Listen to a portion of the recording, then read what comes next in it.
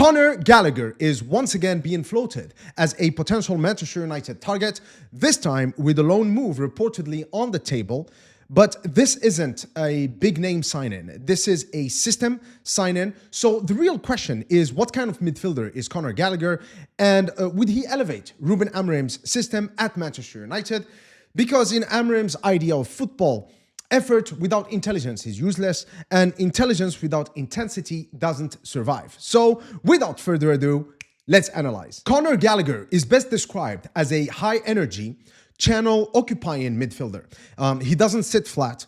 He doesn't hug the touchline, but rather he lives in those half spaces, especially the right channel. This is a midfielder who covers ground relentlessly, supports the press, and consistently offers himself between the lines. He's not a controller.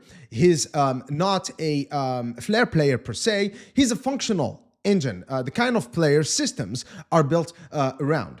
Gallagher's reputation as a hard worker isn't just narrative and hype, it's backed by data.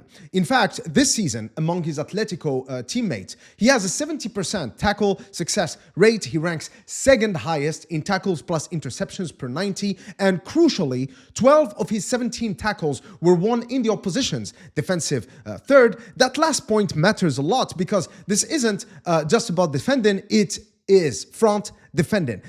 In Ruben Amorim system, where pressing is trigger-based, aggressive, and designed to win the ball high up the pitch, a player in the mold of Gallagher fits naturally. He doesn't jog into shape, he hunts, and United currently desperately lacks midfielders who consistently hunt the opposition. One of the most underrated aspects of Gallagher's game is his timing into the box. He doesn't arrive early, he doesn't wait outside the box, he arrives late, unnoticed, marauding, he attacks the space others create for him.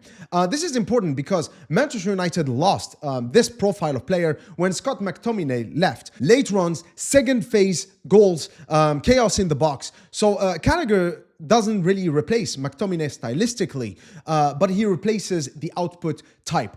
Goals that don't come from brilliance, but rather come from movement, timing, and desire. Now, let's be clear. Gallagher is not a Vitinha type, a tempo dictator, but he is clean, quick, and efficient. He has a 93% short passing completion rate, is comfortable in tight spaces, and he rarely takes unnecessary touches. This is why he could be the ideal partner to Bruno Fernandes. Bruno thrives when he's free to take risks, when someone else keeps the rhythm, and the midfield doesn't collapse totally behind him. Gallagher does the dirty work and keeps the ball moving. Not spectacular, but extremely essential. At a club like Manchester United, Gallagher would not be the star. He'd be the enabler. Think of him as a tempo setter, a pressing reference point, a connector between midfield and attack. His presence would, in other words, free Bruno to play higher. It would allow someone like Mainu to focus on control and intelligence, and it would add vertical energy without sacrificing structure. In many ways, this would mirror the Marcel Sabitzer loan spell, maybe in style, but definitely more so in impact, because Sabitzer made United more aggressive, more dynamic, more balanced, and Gallagher could do the same, but with greater defensive consistency.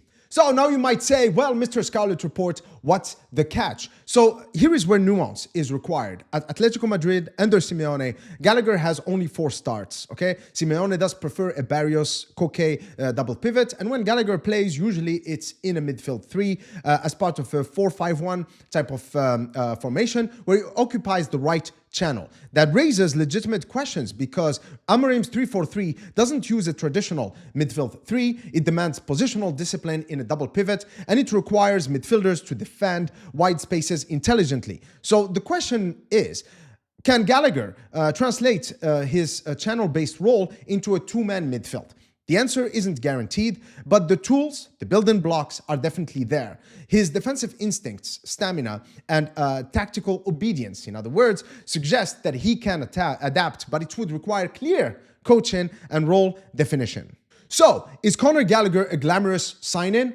No. But is he a system enhancer, a pressing accelerator, a midfielder who makes others better? On a loan, he represents low risk and potentially high utility. He is Premier League proven, he's English, he knows the league, the tempo, the physicality, and he's already experienced at clubs like Crystal Palace and Chelsea in very different systems. So sometimes the smarter sign-ins aren't really about headlines. You know, they are also about balance. So let me know, guys, in the comments, would you take Conor Gallagher on loan at Manchester United? Yes or no, and why? If you've enjoyed this breakdown, if you've enjoyed this video, please like the video, give it the thumbs up, and please subscribe so you don't miss similar content in the future. And please leave your thoughts in the comment section below. And as always, until next time, cheers.